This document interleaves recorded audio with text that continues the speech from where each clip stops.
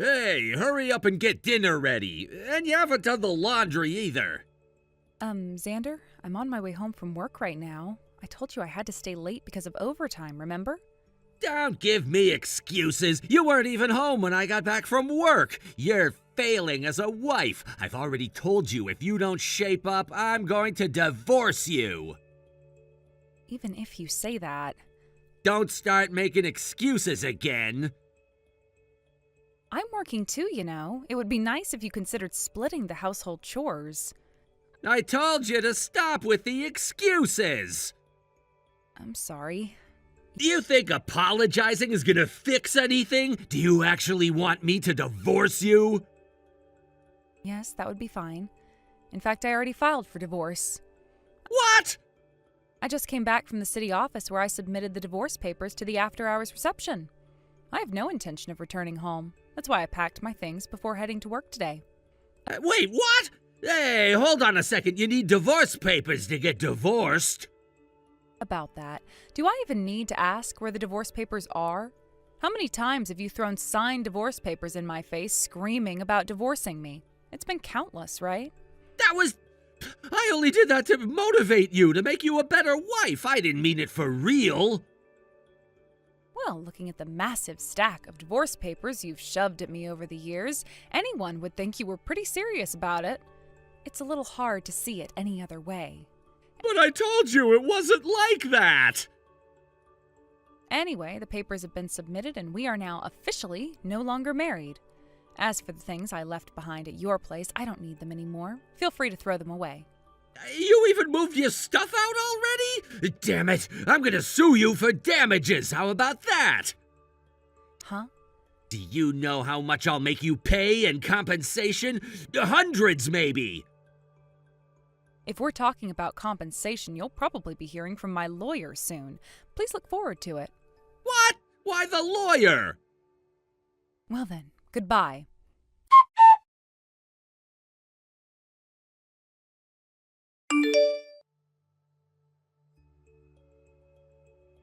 Hey, Bethany! What's this about a certified letter showing up talking about alimony? What the hell is going on? If you got the certified mail, you should know what it's about. I didn't do anything that'd make me owe you alimony. This is insane! Have you actually read the documents I sent you? Something about me cheating, right? That's nonsense. You've got no proof, so stop trying to scare me. You're just doing this because you're panicking over how you'll get by now that we're divorced and you want a lump sum. Well, I'm not falling for it. You can forget it. Xander, don't you realize that the very fact a professional lawyer is involved means there's already proof of your infidelity? What? I have enough evidence to make a strong case, which is why my lawyer agreed to take it on. Unlike certain people who throw around threats of alimony without any basis, my case actually holds up. You didn't think things through, did you? You can't be serious. Oh, and another thing, my financial situation is fine, thank you very much. I wasn't struggling to make ends meet. In fact, I was earning more than you were. What? Yep. So no, I don't need your money to survive. But I do expect you to pay the alimony that you owe, and let me be clear, I will only accept a lump sum payment. No installments or dragging it out.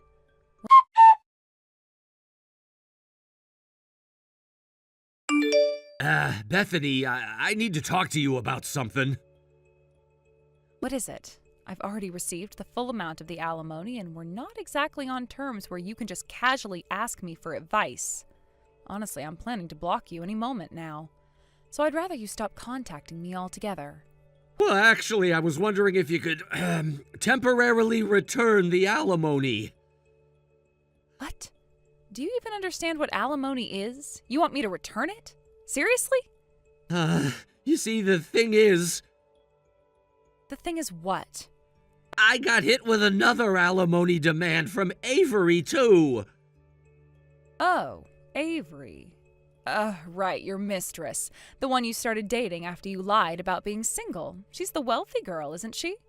I mean, we loved each other so much, but now she's suddenly demanding alimony to break up? It doesn't make sense. You can't actually be saying that, right?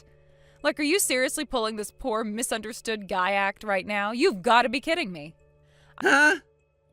I mean, let's be real here. You do realize you could have been slapped with a lawsuit for marriage fraud, right? What are you even talking about, acting like the victim in this? Marriage fraud? What are you even talking about? I didn't commit any fraud. You don't even see it, do you? You are such a disaster. You lied to her, pretended you were single, and started a relationship with her. If money or any kind of marriage arrangement has gotten involved, this would have been a whole different legal mess. You should be thankful you're only dealing with alimony.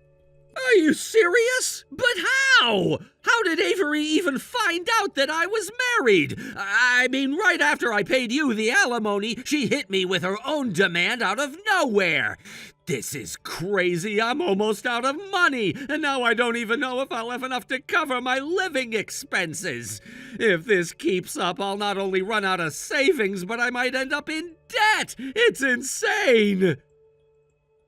You really are hopelessly stupid. What did you just say? Did you seriously not get it? Did it never cross your mind that maybe, just maybe, Avery and I coordinated this? That we were in contact? What? You didn't even consider that, huh? Of course not. Well, let me fill you in on something you seem to have missed.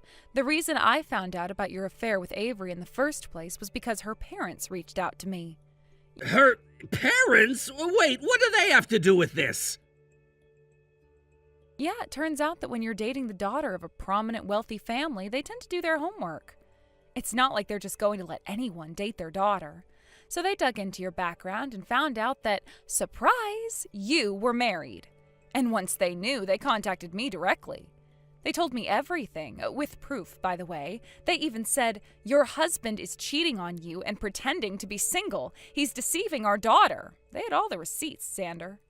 Wait, what? Are you telling me her parents got involved in this too? Of course they did. She's their daughter. They care about her. They were the ones who did the digging and figured out the truth. They weren't about to let their little girl get played by a two-timing jerk like you. And once they knew, they made sure I knew too, with every single detail laid out clearly. I can't believe this! So that's how all this happened? Yep. They reached out to me first, and then they let Avery in on the truth once they knew I was taking action. The reason her alimony demand came after mine was just because they prioritized making sure I was okay first. Honestly, I think they were being pretty considerate. So you're telling me I got double-teamed by you and Avery's family? Exactly, and I'm sure if things had gone a little differently, if they hadn't found out when they did, you'd be facing much worse than just alimony payments from both sides. This is unbelievable! It's actually completely believable. You dug your own grave, Xander. Now you get to lie in it. But what am I supposed to do now? I'm completely screwed. I don't have enough to pay Avery's alimony on top of everything else. I'm running out of options here. Well, that sounds like your problem now. I've done my part, and frankly, I couldn't care less what happens to you. You're the one who created this mess, so you're the one who has to deal with the consequences. Good luck with that. You're going to need it. Bethany, please, isn't there anything you can do to help me out? Just this once? Not a chance. You made your bed, and now you're going to sleep in it. Have a nice life.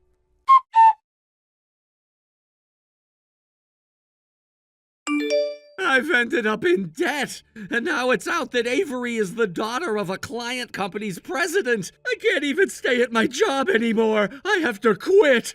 Even my mom disowned me after finding out the whole story. It's just been the two of us, me and my mom, this whole time, since I grew up in a single-parent household. Annoying. I just finished work, and I'm finally getting a moment to relax. I don't want to see your whiny messages. Actually, scratch that. I don't want any messages from you ever. But I was thinking of watching your behavior for a bit before blocking you, but you know what? Forget it. You're irritating, and honestly, you're just a hassle to deal with. I'm worried about my mom. I care about her. What? You and my mom used to get along, right? That's why I want to ask for your advice. Advice, huh? My dad passed away when I was 22, and all my grandparents are gone too. If my mom disowns me, she'll be all alone. It'll be just her from now on, living in loneliness. Hold on, did your mom disown you without telling you anything? Huh? What do you mean? Well, your mom, she got married to a man she's been dating for the last 3 years. He's the same age as her. What? What are you trying to say? Calm down. Jeez, it's not that hard to type married, is it? Wait, married? My mom is married? What do you mean? Yeah, she got married. And since you clearly don't know, your mom's already planning for the future. Once she retires, she and her husband are moving into a retirement home together. They've already started preparing for that life. They've already decided all that? And wait, why do you know all this? I'm her son. She never told me anything. Well, she and I had plenty of conversations about love and relationships, woman-to-woman stuff. She probably told me first because of that, but you? She probably didn't get a chance to tell you because right when she was going to, she found out what you'd done. What I done? Let's see, you betrayed me, your wife, by cheating, and then you lied to your mistress, Avery, and told her you were single. When your mom found out about all this, she was absolutely devastated. She cried, apologized to me and Avery over and over again. Mom cried? Yeah, your mom's new boyfriend, her husband, was really concerned about her and tried his best to cheer her up. They ended up rushing their wedding because of the emotional toll it all took on her. So, am I the only one left alone in all of this?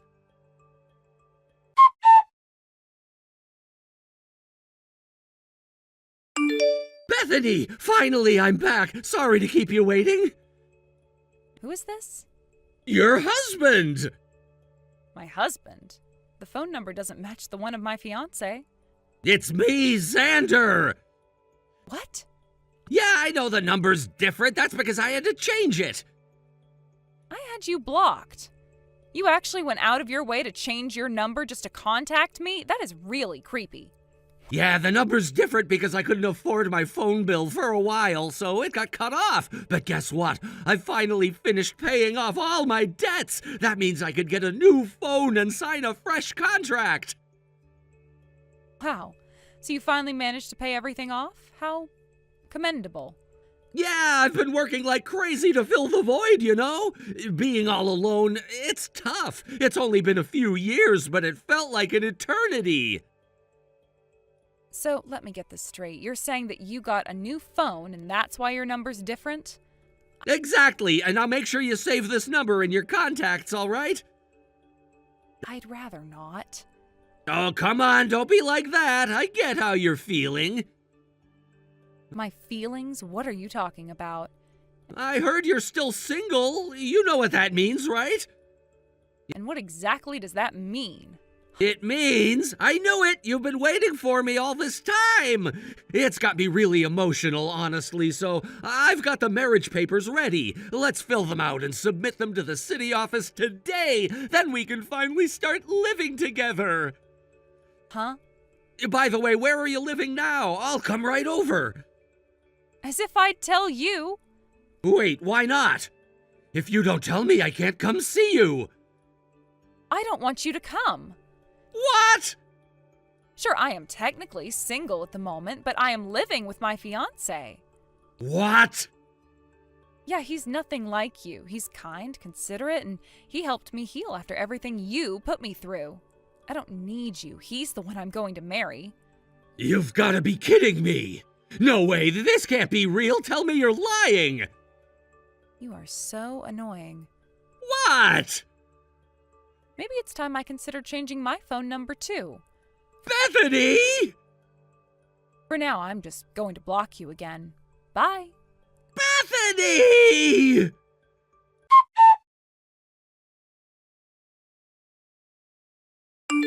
Several years have passed since all that chaos unfolded, and just when I thought I had completely left that part of my life behind, something absolutely absurd happened.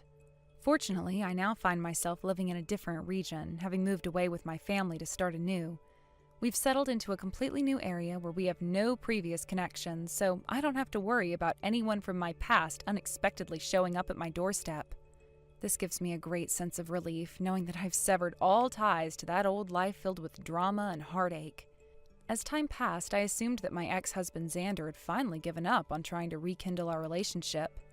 After everything that happened between us, it seemed evident there was no point in pursuing a reconciliation, especially considering the mess he had created.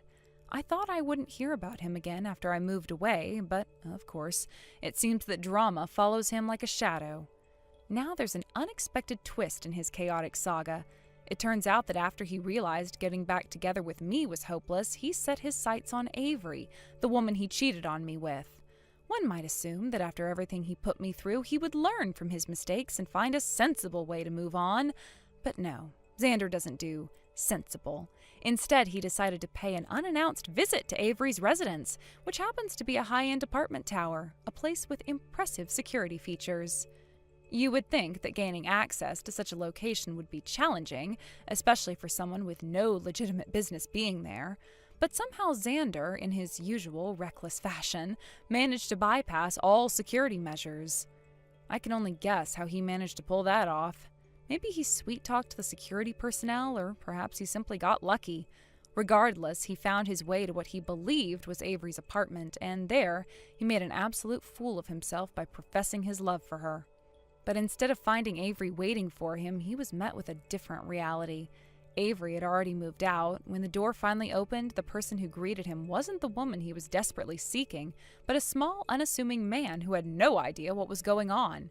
This new tenant had probably been enjoying a quiet day at home when Xander's antics interrupted his peace. Instead of stepping back and realizing that Avery had moved on, both physically and emotionally, Xander jumped to the ludicrous conclusion that this man must be Avery's new boyfriend.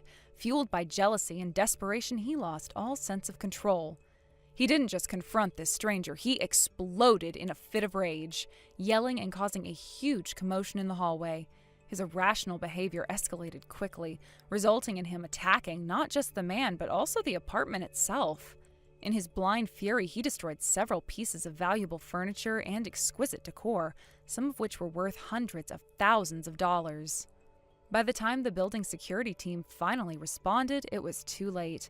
The damage had already been done. They escorted Xander out of the building, but not without serious repercussions. The new resident was not going to let this incident slide without taking action. He pressed charges, and on top of that, Xander faced a hefty bill for all the destruction he had caused. The cost of repair and compensation mounted up to a staggering amount, one that was far beyond Xander's financial capabilities. And just like that, Xander found himself falling back into the dark pit of debt that he had only recently managed to escape.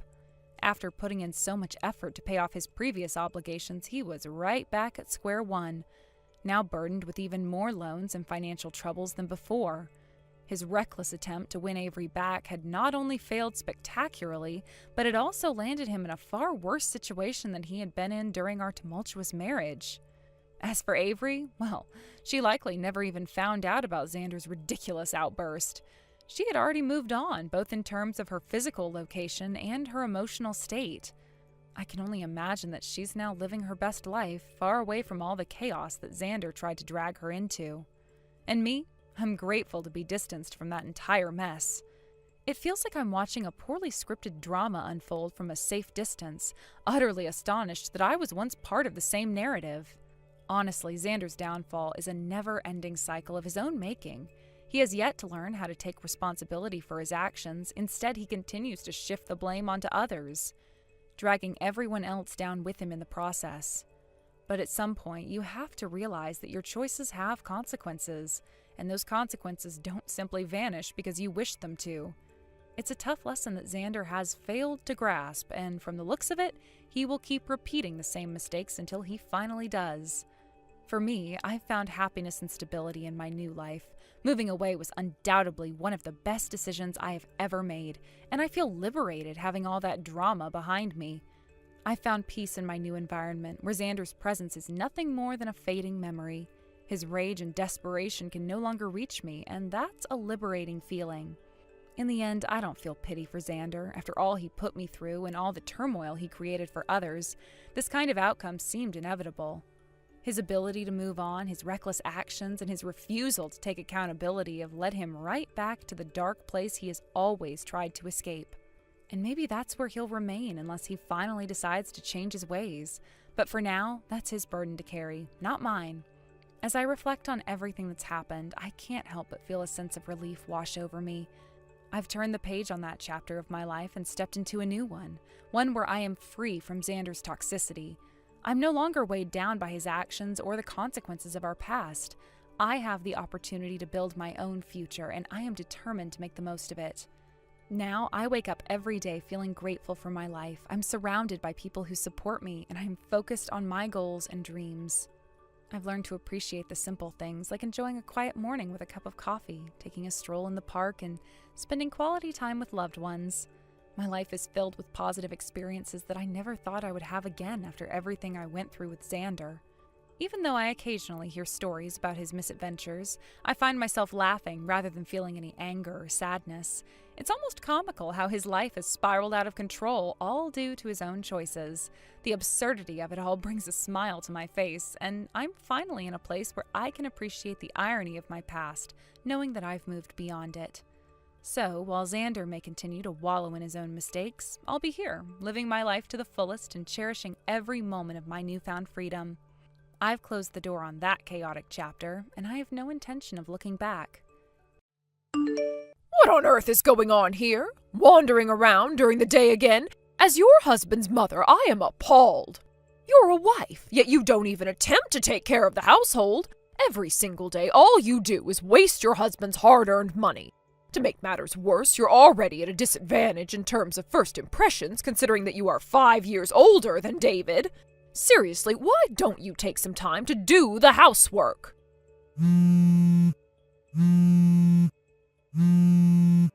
Samantha! You're just out there having fun, so you need to respond to my messages immediately. Ignoring the messages from your husband's mother is absolutely unacceptable. Do you understand? I am currently at work, though. What? I've told you countless times, but I'm not a housewife. I have a job. I go out almost every day during the week because I'm going to the office. After I return home, I handle the housework and I take care of the more detailed tasks on my days off. Honestly, it's been 3 months since we started living together, so can't you at least try to remember my job and how I manage my daily life? I've remembered your schedule, which is why I'm cautioning you. Listen, you need to hurry home and do the housework. You have responsibilities as a wife. You need to take them seriously. I have a meeting coming up right now. What? I have preparations to make, so please excuse me. What do you mean you have a meeting?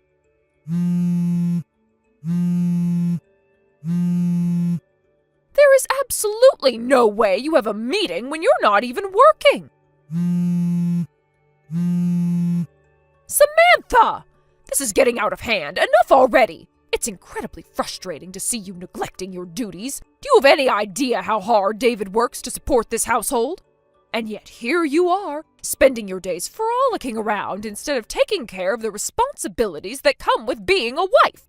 If you spent even half the time on household chores that you do gallivanting around town, this home would be in much better shape. How can you expect to earn my respect when you won't even acknowledge the importance of your role? It's infuriating. You need to understand that a marriage involves mutual responsibilities, and right now, you're failing miserably in yours. You say you're busy with work, but do you really think that justifies your behavior? You need to prioritize this family and your duties at home. You may be busy, but that's no excuse for neglecting the home you share with my son. We expect you to be a partner, not just someone who's living here without contributing anything meaningful. Can't you see how your actions are affecting everyone around you? You must change your attitude, or I assure you, this will lead to major problems in your marriage. I really hope you reflect on this and take it seriously. We want to see you as a responsible member of this family, not someone who's constantly evading their duties. So please, Samantha, think about how your actions are perceived and what needs to be done moving forward.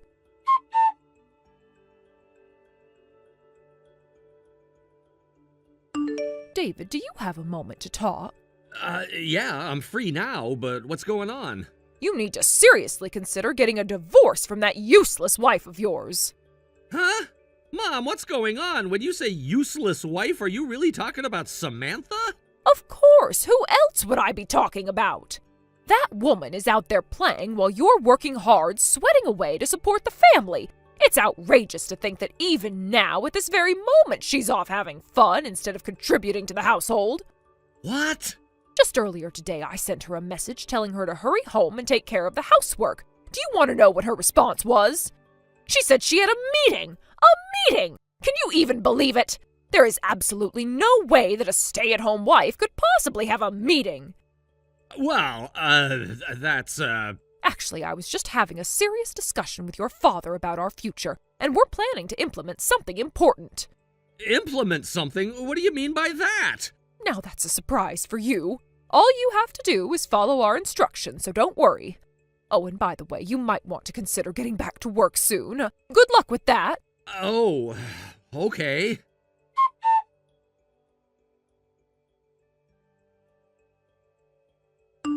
Samantha, I think you're probably busy with work right now, but I'd really appreciate it if you could reply when you get a chance. David, what's going on? I'm actually free right now. I've adjusted my break schedule a bit to accommodate some work matters, so I can chat. I see. Thanks for that. So, what's on your mind? I'm not completely sure, but it seems like my parents might be plotting something. Plotting something? What do you mean? I'm really sorry, I don't have many details at the moment. I heard about it just yesterday. When I tried to get more information from them, they kept insisting that I should just follow their directions without question. I see. I apologize for not having more substantial information to share with you. I genuinely tried to get more insights, but I was concerned that if I pushed too hard, they might get suspicious of me and back off. It's okay. Just having a reason to be cautious is already a big help to me. Thank you for sharing what you could. I feel so pathetic right now.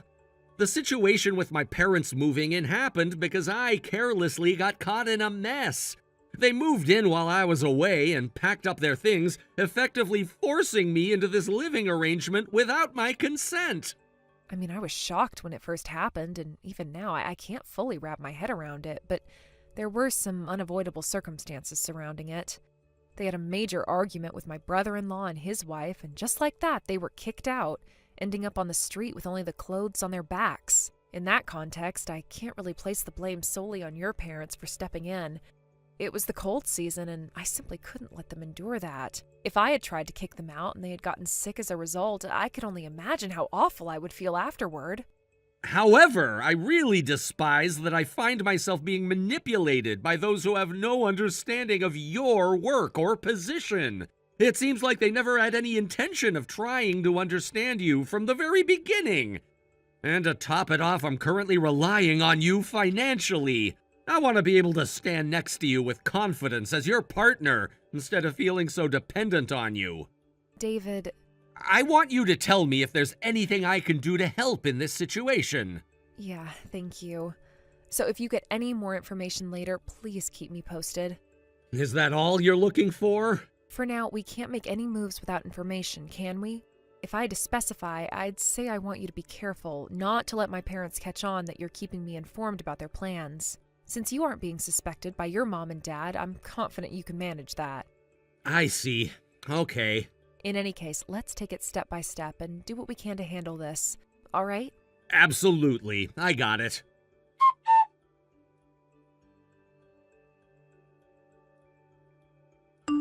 David, could you do me a quick favor? Sure, what do you need? I need you to go to the A real estate office in front of S Station. Why a real estate office? Don't worry, I've already made arrangements. If you introduce yourself at the reception, they should be able to assist you right away.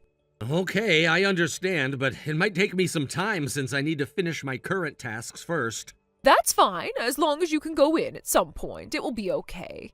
Just remember to let them know who you are when you arrive, and they'll know exactly what to do. All right, I'll make sure to mention your name when I get there. I'll do my best to wrap things up quickly. Thank you so much, David. I really appreciate it.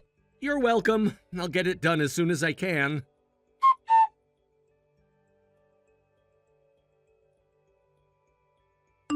Samantha, this is an urgent situation. David? I know you're probably busy with work, but I need you to come to the A real estate office in front of S Station as soon as you can. Are you talking about the branch in front of S Station? Yes, that's the one. My mom and dad are thinking about something really dangerous. Dangerous? What do you mean? I can't explain everything right now, but it's important that you come quickly. I'll send you a message with all the details as soon as you're on your way. All right, I understand. I should be able to get there in about 30 minutes. I'm sorry for the sudden request, but I really need your help.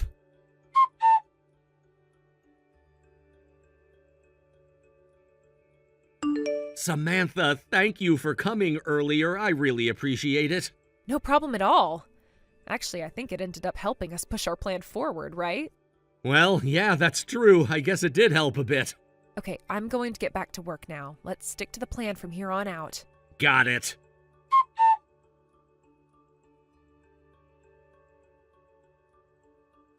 Mom, I've finished the procedures on my end. Thanks for your hard work, David. Were you surprised? Yeah, that was quite the shocker. I know, right? Originally, my plan was to complete the paperwork just with Dad and then let you know afterward as a surprise. But they told me that any contract-related documents require the person's consent, so I had to inform you. That makes sense. It's important to avoid any legal issues. If you didn't follow the rules, it could lead to serious trouble. Oh no, is that true? I'm glad we found out in advance. By the way, I'll arrange for the moving company for the big day as well. Oh, really? I have a friend in the moving business, so I think I can get a good deal. Well, in that case, should I leave it to you? Definitely. I've got this covered, so you don't have to worry about a thing. Thanks, David. Oh, I feel so relieved knowing you're handling it. I knew I could count on you. Of course. I'll make sure everything goes smoothly. All right, let's keep everything on track, and if there's anything else you need from me, just let me know. Absolutely. I'll keep you updated.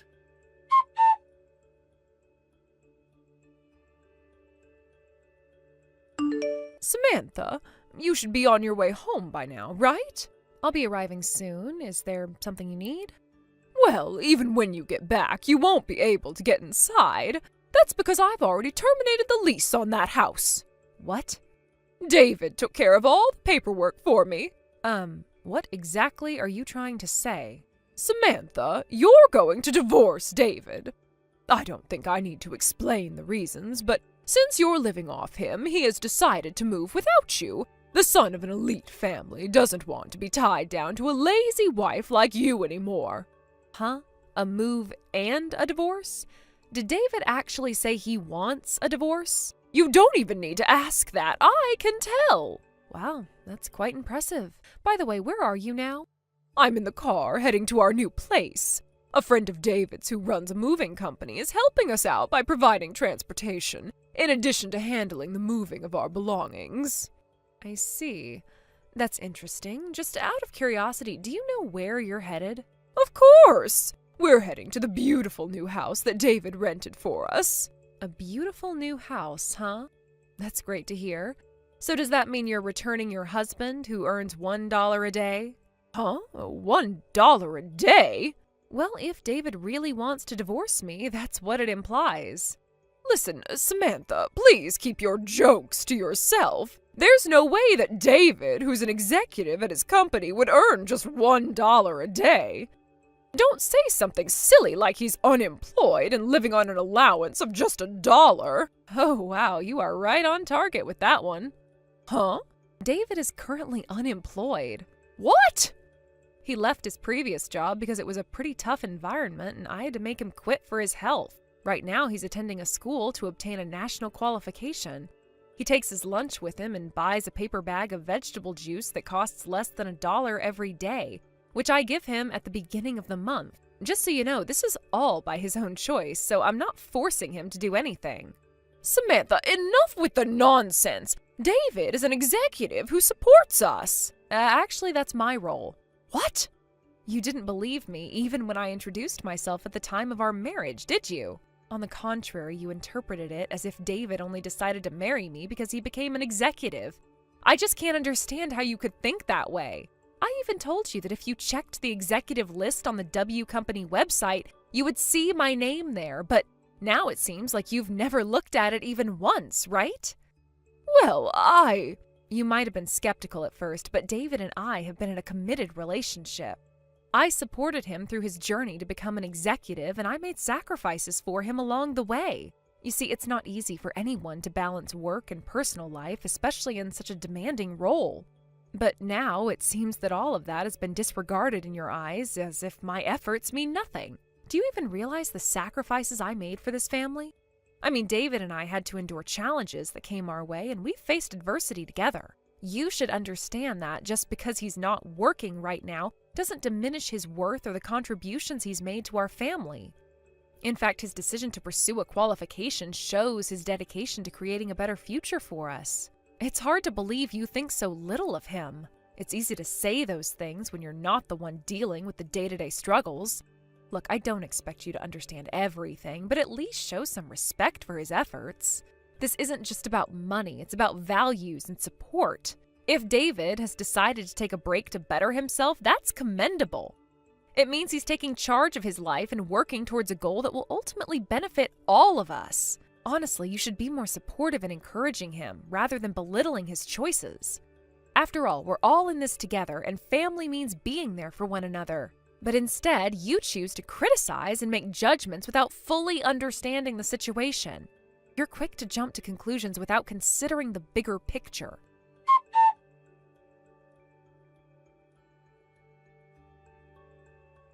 So, it really was there. You're the executive director of W Company? By the way, my maternal grandfather is the president of the company. Huh? So then, does that mean the living expenses, since we started cohabitating, weren't actually paid by David? Yes, that's correct. I've been covering all the costs, including those for your unemployed father-in-law and yourself. Wait a minute. So about that luxury apartment rental agreement that I asked David to handle. Regarding that, just before the contract was finalized, he called me in to discuss the situation, and we decided to forego the luxury apartment contract in favor of renting a different apartment. What? A different one? I'm talking about the new place where David and I will be living. What? What are you talking about? David was supposed to move in with us. David is traveling separately in his own car, isn't he? Yes, he should be following us closely. Wait, he's not here? What? Wait, we're on the highway. The luxury apartment we were going to contract is supposed to be in the same state. You just realized that now, huh? What is going on here? Right now the vehicle you're in is a black minivan, isn't it? Yes, but... That vehicle belongs to a civil engineering company called Oniwa Group. Oniwa Group? I feel like I've heard of that. Please inform your father-in-law as well. Both of you will be moving into the company housing provided by Oniwa Group. What? Your father-in-law's brother, your brother-in-law, will be living right next door. My brother-in-law? I thought I recognized the name Oniwa Group. It turns out it was your brother-in-law's workplace. He's actually an uncle to David, but I've heard that in his younger days he was quite the wild one. Thanks to the excellent employee training at Oniwa Group, he's transformed from being a rowdy troublemaker known for causing injuries during his antics into a well-respected, charismatic figure who is loved by his subordinates. That's not just charismatic, it's annoying. I can't believe I have to live near someone like that and, on top of it all, work in the same place. But it's a good thing. It's not good. Well, you don't have anywhere else to stay, do you? Isn't it better than wandering the streets unemployed? That's true, but if we cohabitate in your new place... Oh, absolutely not. What? Then I'll be here waiting for David to arrive while I start meditating. Wait! Excuse me. Samantha, wait!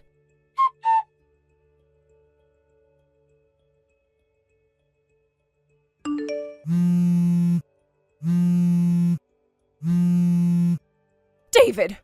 Hey, respond to me! You're not really heading over to Samantha's place, are you?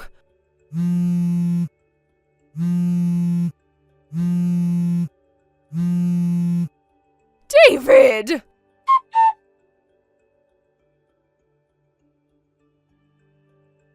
The husband was raised as the only son among two male siblings, a circumstance that inevitably shaped his upbringing in significant ways. He was excessively doted on by his parents, a situation that led him to develop into the kind of good boy who could never defy their wishes or expectations. This environment fostered a sense of obligation within him, creating a long-standing bond with his parents that began to feel more like a curse than a blessing. The expectations they placed upon him were immense, and he felt a constant pressure to maintain the image of the perfect son. This deeply ingrained sense of duty, cultivated over many years, created the sort of emotional bondage that seemed to overshadow every aspect of his life. It wasn't until he encountered me, a representative from a business partner, that he began to see things differently. The reality of his situation was slowly dawning upon him, and our meeting marked a pivotal moment in his life, leading us to where we are now in this complicated yet hopeful journey of self-discovery. After years of living under the suffocating weight of his parents' expectations, David has finally reached a turning point in his life. The moment of liberation that he has longed for has finally arrived. He successfully obtained a national qualification, an achievement that many would consider significant and indicative of a promising future. Since then, he's been diligently working at his new job, a role that not only challenges him, but also empowers him to explore his potential and capabilities in ways he had never imagined. This new chapter in his life marks a shift, not only in his career, but also in his personal growth and development as an individual. However, with the arrival of this new job comes the inevitable challenge of dealing with his in-laws, who are an ever-present source of concern. They embody the kind of overbearing parental figures that can easily undermine one's self-esteem and autonomy. I can vividly recall a recent incident that encapsulated the essence of this issue perfectly. Picture this: a luxury black van, sleek and imposing, pulls up with a sense of urgency and authority. My heart raced as I felt an overwhelming wave of tension sweep over me, an anxiety that was palpable in the air. I felt compelled to confront them, boldly shouting for them to turn back right away. Despite my bravado, a glance around revealed that I was encircled by a group of remarkably strong employees, all of whom seemed to have muscles rippling beneath their shirts, casting an intimidating shadow over me. The sight of these imposing figures surrounding me made my heart drop. My confidence was quickly eroding under their scrutiny, and I felt incredibly vulnerable in that moment. At that moment, reality sank in. The gravity of my predicament was becoming clearer, and my initial bravado began to fade. Instead of feeling empowered by my outburst, I found myself flustered and overwhelmed, almost as if I was caught in a surreal nightmare. The realization of being cornered hit me hard, leading to a flurry of anxious thoughts. I was awash with embarrassment and a sense of defeat, shrinking into myself and letting out a soft sigh of resignation. I felt like I was facing a daunting mountain that seemed insurmountable, with no clear path forward. It took a moment, but it seemed that David and I were both beginning to comprehend the seriousness of our situation. Our precious bravado was fading away, replaced by a sobering understanding of our current circumstances. David's parents, who had always loomed large in his life, were finally making their presence felt in a way that was hard to ignore. Following the confrontation, they seemed to quiet down, and we could only hope that this marked a turning point in their approach. As we transitioned from that tense moment, we ultimately found ourselves entering company housing. The atmosphere was heavy with the weight of what had just transpired, yet there was an undercurrent of hope and resilience that began to bubble to the surface. In this new living arrangement, David was finally able to confront the very issues that had held him captive for so long. It was a time for reflection, growth, and ultimately, transformation. The combination of strict yet loving education that he was now receiving was crucial in helping him break free from the emotional chains that had bound him. It was clear that he was undergoing a transformation, albeit a painful one. He was gradually being molded into a more resilient version of himself, one that could stand tall against the pressures that had previously defined him. The idea of being toughened up was more than just a saying, it was becoming his reality. While he navigated this new chapter, it became evident that he was struggling, often brought to the brink of tears as he faced the harsh realities of life without the protective bubble of his parents. But this struggle was necessary. It was a trial by fire, a way to reshape his character and instill a sense of determination that had been lacking for so long. Each day was a test of his resolve, pushing him to dig deep and find the inner strength he never knew he had. It was a daunting challenge, but one that was essential for his personal growth. I could see the changes in him, not just in his demeanor, but also in the way he approached challenges. The man who once cowered in the shadow of his parents was slowly emerging from that shell, albeit with great effort. The journey was far from easy, but with every hurdle he faced, David was becoming a more complete person. Someone who could finally start to carve out his own identity and separate from his family. The education he was receiving was strict, designed to instill discipline and a sense of accountability. Yet there was an undeniable element of love woven through it all. It was this blend of rigor and affection that would eventually help him break free from the emotional chains that had bound him for years. The concept of tough love became a guiding principle in his transformation. David was learning that while it was important to have love and support, it was equally vital to understand the value of hard work and perseverance. As he began to embrace this newfound philosophy, I could sense a shift in his confidence. The once timid man was starting to stand a little taller, his shoulders squaring as he faced the world. No longer was he just the boy who did everything his parents wanted. He was becoming a man capable of making his own decisions and asserting his own will. With each passing day, he was building a foundation for a life that he could truly call his own. While the journey was still ongoing, I was optimistic about where it would lead him. David had already shown tremendous strength in his pursuit of independence, and I believed he would continue to do so. With the support of those around him and the gradual shedding of his old self, he would ultimately emerge as the man he was meant to be. Thank you for watching and listening. We hope you enjoyed the video. Don't forget to like this video and subscribe. Also, feel free to leave a comment about what you thought of the story. We look forward to seeing you at the next story. Payday is coming soon, right? About this month's remittance. Huh? This month I'm going to raise the amount again. Wait a minute, Mom? Is this some kind of joke?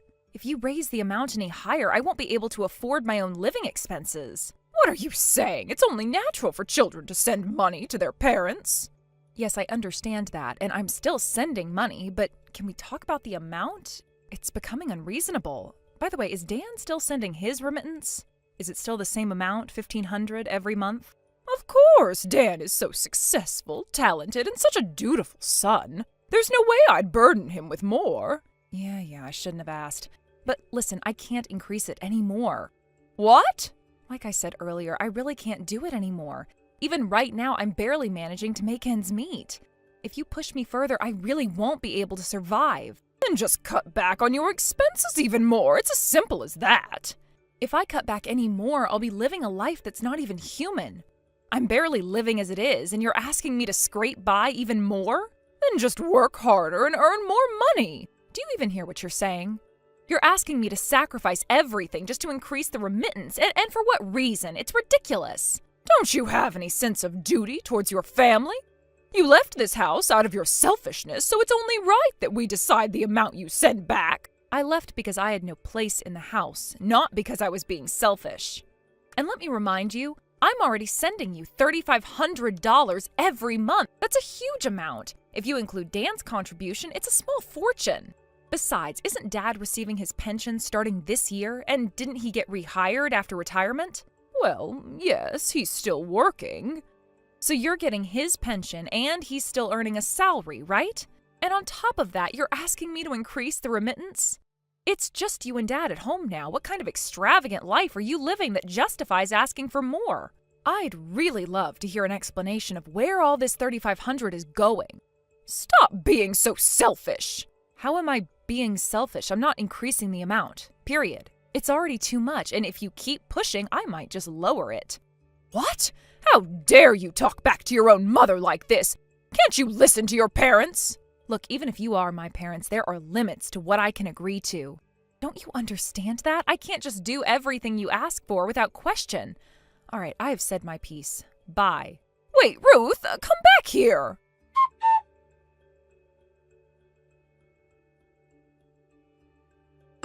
Ruth, is it true that you haven't sent this month's remittance yet? Yeah, I haven't sent it. Why not? Because Mom made an unreasonable demand and I'm holding off until we resolve it. Once things are settled, I'll send the money. But you promised that you'd send money every month when you moved out of the house. That was the condition, wasn't it? This is starting to look a bit selfish, don't you think? Wait, are you going to ask me to increase the remittance like Mom did? Well, yes, I think it's time you raised the amount. Honestly, I believe it would be a good opportunity for you to learn how to manage your finances more wisely. What are you even talking about? Look, Dan can afford to send $1,500 a month because he runs his own company and earns over $100,000 a year. But my situation is totally different from his. I told Mom the same thing. If you expect me to send more, I won't be able to cover my own living costs. I'm seriously begging you, cut me some slack. Ruth, what exactly do you do for a living? What do you mean by that? Well, I thought you were in a specialized profession with the potential for high earnings.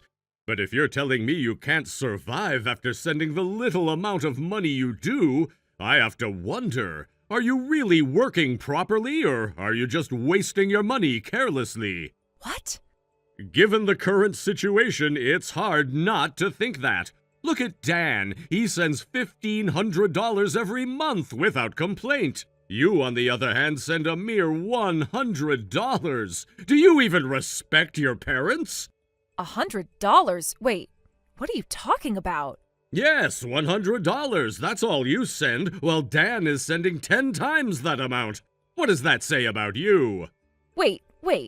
What do you mean $100? I've been sending $3,500 every month. $3,500? Are you serious? Yes, 5 years ago when I first moved out, I was sending $1,000 a month. But then it kept increasing because of things like Mom saying she needed money for medical appointments, or that she had to take out a loan to replace the car, or that the electricity bills were too high. So little by little, the amount went up until about 6 months ago when it reached $3,500. All that time, I kept sending the money because I felt it was my duty after moving out, and I lived as frugally as possible to make it work. But recently, my coworkers started to notice how I was living, and one of them even scolded me, saying I need to think about my own financial limits. That was when I realized how absurd it had all become. Ruth, I'm telling you, the fact remains that we've only received $100 from you. I swear, I have been sending $3,500. Are you still saying that? Of course I am. It's the truth, and I've been doing it for months now. Don't lie to me. If what you're saying is true, then stop the payments. Wait, stop them? What do you mean? I'm saying if you're really sending that much, then stop. Let's see what happens. Wait, are you seriously telling me I can stop sending money? You don't want me to reduce the amount, but just stop entirely? $0? Yes, you think we can't survive without your remittance? We're not living in such poverty that we'd struggle if your money stopped coming in. Oh, so that's how it is. However, if you do stop sending money, don't even think about stepping foot back into this house. You'll no longer have a place in this family. That's fine by me. What? I moved out 5 years ago with no intention of coming back. I started my own life, and if you're telling me I can stop the remittance, that's the best news I've heard in a long time. It's a huge relief. Wait, Ruth! Oh, and make sure to let Mom know, too. I'm done. Bye. Why is she so happy?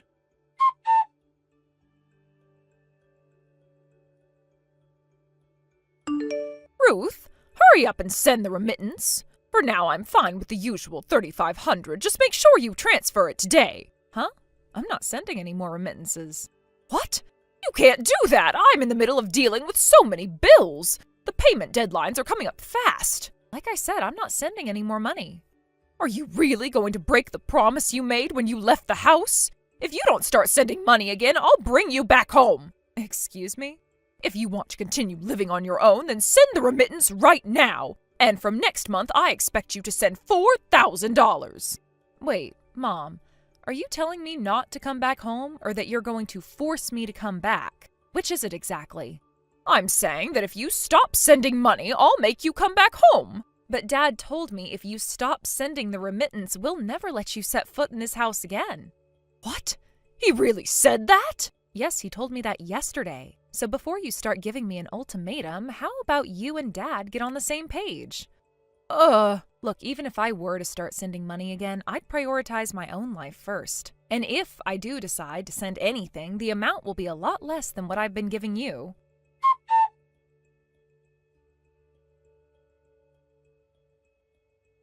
Hey, where are you? Oh, Carter, I thought you were at work today. I finished early because of some maintenance at the office building. Oh, I see. So where are you now? I'm just out shopping a bit.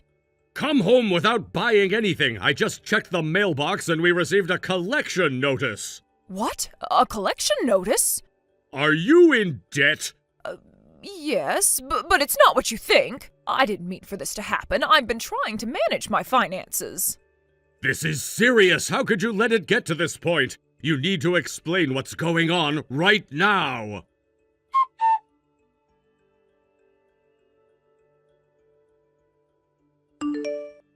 Ruth, please, I need you to start sending the remittance again. Huh? Dad? What's with the sudden request? I thought you said you wouldn't have any problems without my remittance. Well, that's not quite the case. The other day I found multiple collection notices addressed to your mother. Collection notices? What do you mean? It seems she had been collecting the mail and hiding it before I could see it. They were right in the mailbox, but she made sure to keep them away from me. So this means there's debt involved? Yes, it's quite a significant amount, actually. We're talking about hundreds of thousands. What? Are you serious? So my remittance of $3,500 has been going toward paying off that debt?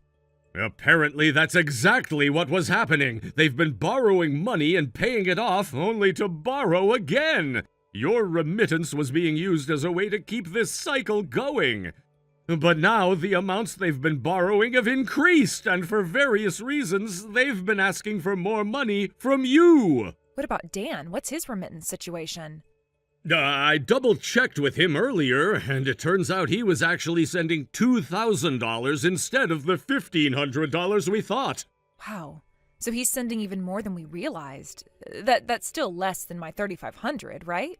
Well, yes, but that's possibly due to how your mother feels about each of you. She's always had a soft spot for Dan. Yeah, I know. Mom definitely dotes on him, but still, $2,000 is quite a lot.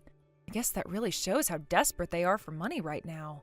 From what I understand, of that $2,000, around $1,500 is purely for living expenses. Right. So it sounds like they're really in a tough spot financially. But given everything, I think it's impossible for me to resume sending money at this point. Wait, why do you say that? Don't you think we should find a way to help them? First, we need to understand the reason behind their debts. I mean, what led them to this point? Why did Mom take out loans in the first place? And what has she been spending the money on? That's a good point. We need to have a serious conversation with your mother about this. We can't just keep throwing money at the problem without knowing the full story. This cycle has to stop somewhere. Exactly. I want to help them, but I can't just keep feeding into this without understanding what's going on. I also have my own finances to manage. Right. And you should not be put in a position where you're sacrificing your stability for theirs. We need a plan. Yes, we definitely need to get to the bottom of this. Once we talk to Mom, we can figure out what's truly needed and how to move forward from here.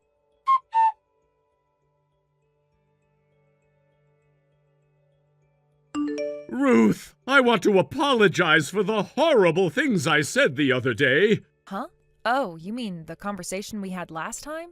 Yes, I know this sounds like an excuse, but I genuinely had no idea about your mother's debt. I had completely entrusted her with managing the household finances. I was led to believe that your remittance was only $100 and that Dan was sending $1,500. I took that at face value without questioning it. Then one day I happened to overhear your mother mumbling about the remittances, and without fully understanding the situation, I ended up complaining to you. Okay, Dad, I appreciate your honesty. It's good to know you weren't fully aware of everything. I truly am sorry for how I reacted. Thank you for saying that. Now, do you have any idea what caused her debt? I've always thought she was a bit careless with money, but I never imagined it was serious enough to accumulate debt. What could have happened? Well, it turns out she got really into hosting. Hosting? You mean like she's been spending money on that? Yes, apparently. From what I've gathered, she was doing more than just socializing. It seems she got heavily involved in that lifestyle. Oh my God. I truly believe this is going to lead to a divorce. Yeah, I can see that. It's definitely a complicated situation. But Dad, how do you even handle something like that? A mother over 60 getting into debt from hosting? It's just so hard to process. I know, it's rough, and honestly, it's painful to think about. I never thought we'd be in this situation. I've always believed we could get through anything as a family, but now it's like everything is unraveling. I feel a mix of anger and sorrow. I get it. This is beyond just a financial issue. It's about trust and family. I can't believe she would put herself in this position at her age. It's just heartbreaking. Exactly. It's not just about the money, it's about how it affects our family and her health. I worry about what this means for her future. How could she be so reckless? It sounds like she was trying to fill some kind of void in her life, but she ended up making things worse. I mean, is this really the path she wanted to go down? It just seems so out of character for her. I know, right? It makes me wonder what she's been feeling or if she's going through something we didn't see. Maybe she's been feeling lonely or unfulfilled. Whatever the reason, it's clear she needs help, and we need to address this together. Yes, we definitely need to have a serious discussion with her.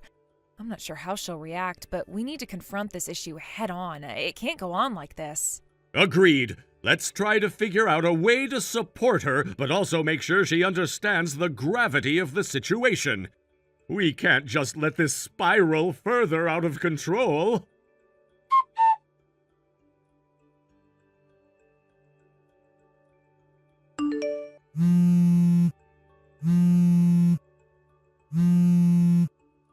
Ruth, you've been living in this apartment, haven't you? Huh? Mom, what are you talking about? This apartment, room 105. What about it? I just ran into a resident from here, and they told me that ever since you moved out 2 months ago, that room has been empty. First, I want to know how you even found out about that room. I never told anyone my new address since I left home. When I went back to the house, I found a New Year's card addressed to Grandma. It had your old address on it. Oh, that card. I actually moved right after I sent that out. I plan to send Grandma a moving notice once I get settled in.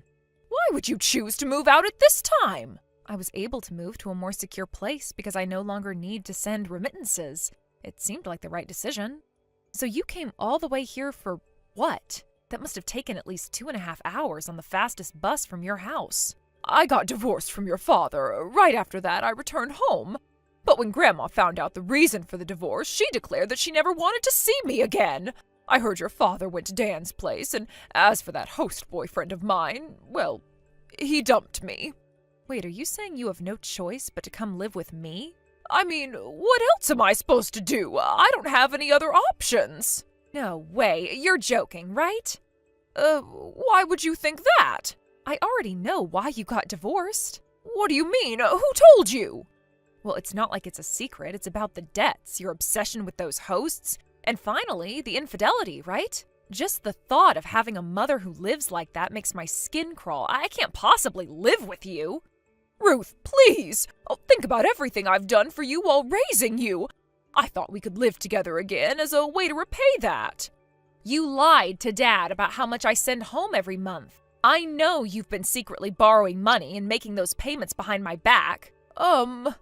I don't want to be dragged into any more of your messes, all right? Ruth, about your new address. I'm not telling you. Wait a minute. Goodbye.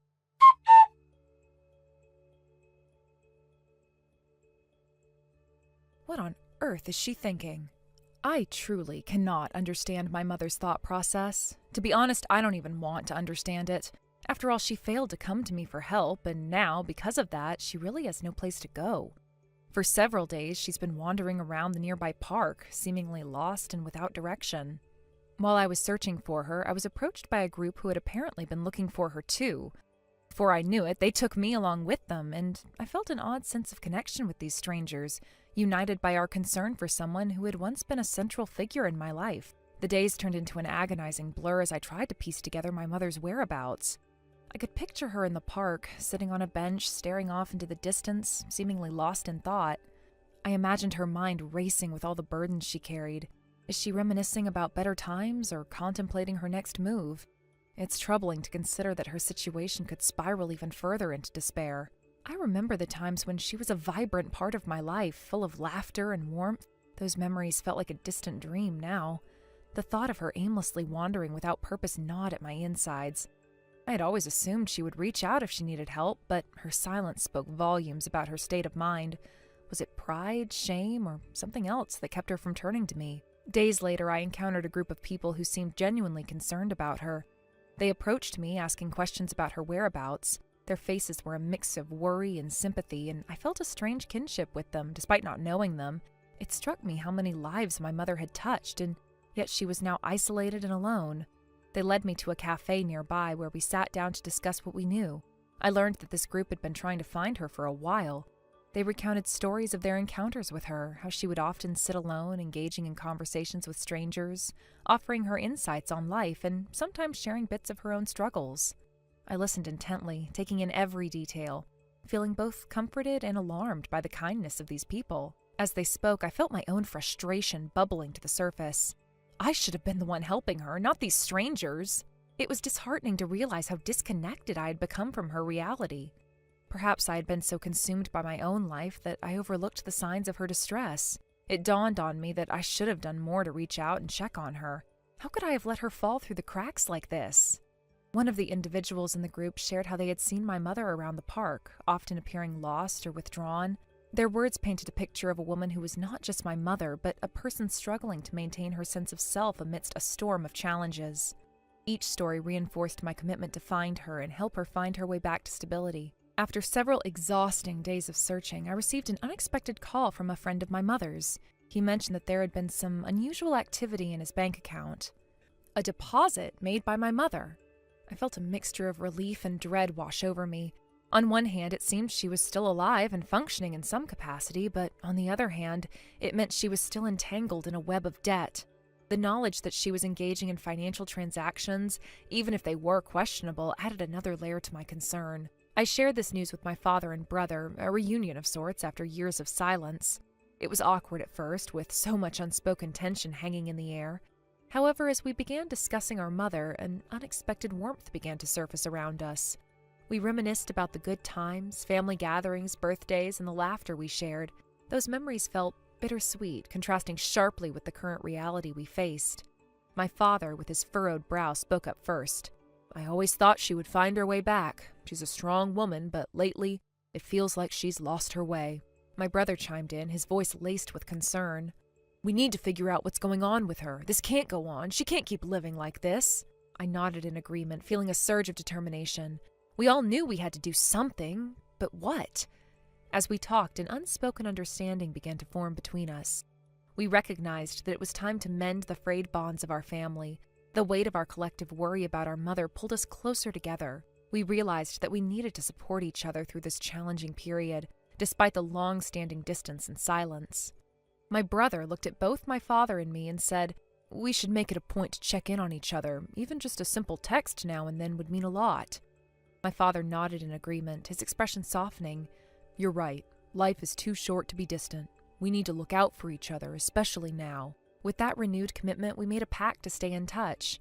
It felt like a weight had been lifted off my shoulders. We were no longer alone in this struggle. The tension that had once filled the room gradually dissipated, replaced by a shared sense of purpose.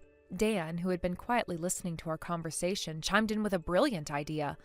"Why don't we create a family group chat? It'll be a fun way to share updates and keep each other in the loop." His suggestion sparked a sense of excitement among us. It felt like a fresh start, a small yet significant step towards reestablishing our family ties. We quickly set up the group chat, each of us sharing our contact information and a few lighthearted messages to break the ice. As the messages flowed in, I felt a renewed sense of hope.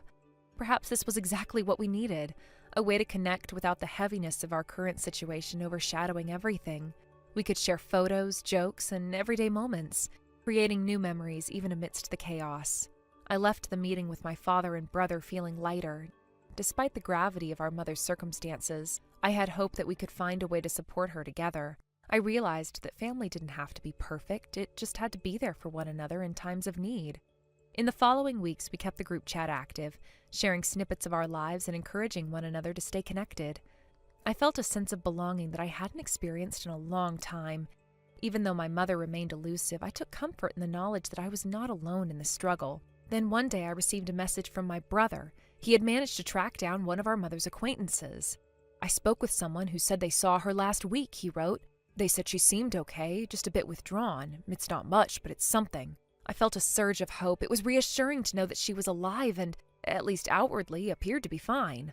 But my heart still ached for her. I couldn't shake the feeling that she was in over her head, struggling with demons we couldn't see. As the weeks turned into months, our family dynamics began to shift. We made an effort to reconnect, sharing not just our concerns about our mother, but also celebrating the milestones in our lives. Birthdays and anniversaries became occasions for us to come together, even if virtually. Thank you for watching and listening. We hope you enjoyed the video. Don't forget to like this video and subscribe. Also, feel free to leave a comment about what you thought of the story. We look forward to seeing you at the next story. Thank you for watching. Please subscribe and hit the like button. See you next time.